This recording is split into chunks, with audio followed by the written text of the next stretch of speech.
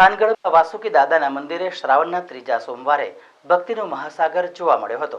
શ્રાવણ માસના ત્રીજા સોમવારે થાનગઢના ગ્રામ્ય દેવતા શ્રી વાસુકી દાદાના મંદિરે ભક્તિ અને ઉત્સાહનો અદ્ભુત સંગમ જોવા મળ્યો હતો। પરંપરાગત રીતે પૂજાતા નાગદેવતા શ્રી વાસુકી દાદાના દર્શનાર્થે માત્ર થાનગઢથી જ નહીં પરંતુ સમગ્ર સૌરાષ્ટ્ર અને ગુજરાતભરમાંથી હજારો ભક્તો ઉમટી પડ્યા હતા, જેના કારણે મંદિર પરિસરમાં મેળા જેવો માહોલ છવાઈ ગયો હતો।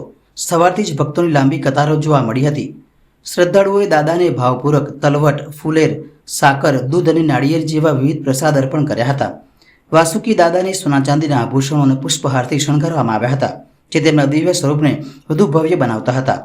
મંદિરની પરંપરા મુજબ દિવસ દરમિયાન દાદાની કુલ 3 આરતી કરવામાં આવી હતી, જેમાં ભક્તોએ ઉત્સાહભેર ભાગ લીધો હતો। આરતીના સમયે વાતાવરણ ભક્તિમય બની ગયું હતું અને જય વાસુકી દાદાના નાદથી સમગ્ર પરિસર ગુંજી ઉઠ્યું હતું।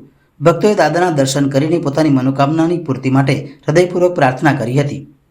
આ અંગે માહિતી આપતા વાસુકી દાદા મંદિરના મહંત શ્રી નીરજગીરી બાપુએ જણાવ્યું હતું કે શ્રાવણ માસનો ત્રીજો સોમવાર એ દાદાની પૂજા માટે અત્યંત પવિત્ર દિવસ માનવામાં આવે છે।